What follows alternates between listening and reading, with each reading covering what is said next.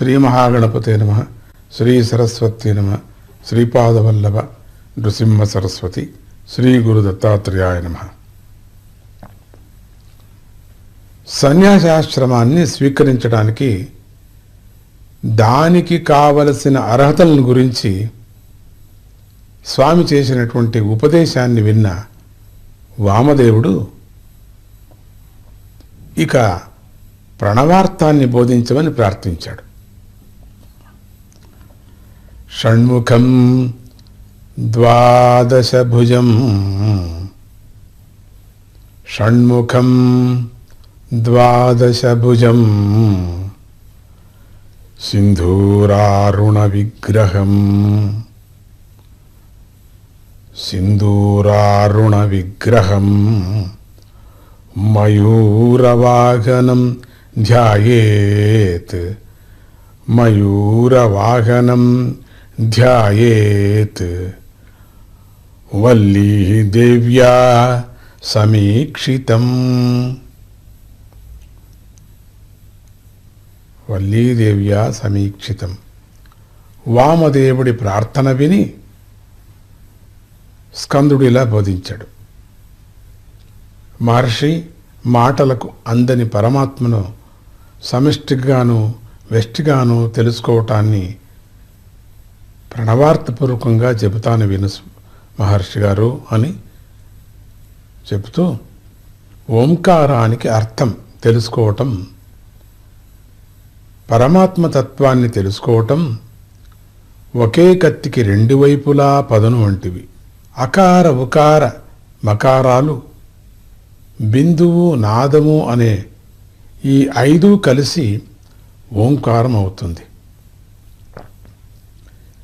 ఈ ఐదిటిలో నాదం సమిష్టి రూపం, మిగతా నాలుగు పరమాత్మ యొక్క వ్యష్టి రూపాలు. ఓంకారం నాదంలోనే పుట్టి నాదంలోనే లయమవుతుంది. ఓంకారము సగుణోపాసనతో సమస్త దేవతా స్వరూపంలో కనబడుతుంది. దేవతలు చేసే సృష్టి స్థితి లయ తిరోధాన అనుగ్రహాలు ఓంకారంతోనే జరుగుతున్నాయి. శుద్ధమైన మనస్సు, ఓంకారంలో లయమైన మనస్సు ఉన్నటువంటి యతులు పరబ్రహ్మంలో లయమవుతారు. ఇలా లయించిన వాళ్ళకి మహాప్రళయం వచ్చినప్పటికీ నాశనం ఉండదు వాళ్లకు. అందువల్లనే మహాత్ములు ఎప్పుడూ ప్రణవాన్నే జపిస్తూ ఉంటారు. వామదేవ, నువ్వు కూడా ఆ ప్రణవాన్నే జపించి ముక్తిని పొందు అని ఉపదేశించాడు స్వామి. ఈ విధంగా కుమారస్వామి ఇంకా గురుతత్వాన్ని, శిష్యుడి లక్షణానికి, శివాద్వైతాన్ని, ఉపాసన మహిమను, పంచబ్రహ్మల స్వరూపాన్ని కూడా ఉపదేశించాడు. అంతేగాక గురువు యొక్క మహావాక్యాల సారాన్ని కూడా, యతి నియమాలను, యతి సంస్కారాలను తెలిపాడు. చివరగా సన్యాసాశ్రమానికి సంబంధించినటువంటి అన్ని రహస్యాలను వామదేవ మహర్షికి ఉపదేశించి ఆ మూలకంగా లోకాలను అనుగ్రహించాడు. ఈ విధంగా తపస్సులో ఉన్నత స్థానాన్ని పొందినటువంటి వామదేవుడు సుబ్రహ్మణ్య స్వామిని ఆరాధించసాగాడు. ఆయన యొక్క ఉపదేశాన్ని పాటించి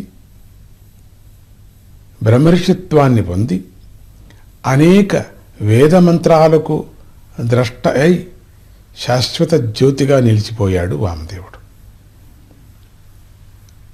స్వామి ఎంత అదృష్టవంతుడో వామదేవుడు అనేది మనకు తెలుస్తుంది కదా. సాక్షాత్ సుబ్రహ్మణ్య బ్రహ్మ రూపమైనటువంటి సుబ్రహ్మణ్య స్వామి సాక్షాత్ శివరూపం. ఆయన దగ్గరే ఈ యొక్క ఆశ్రమ ధర్మాల్ని, సన్యాసాశ్రమ ధర్మాన్ని బోధించుకున్నాడు, ప్రణవార్థాన్ని చెప్పించుకున్నాడంటే ఎంత అదృష్టవంతులు. జై గురుదత్త.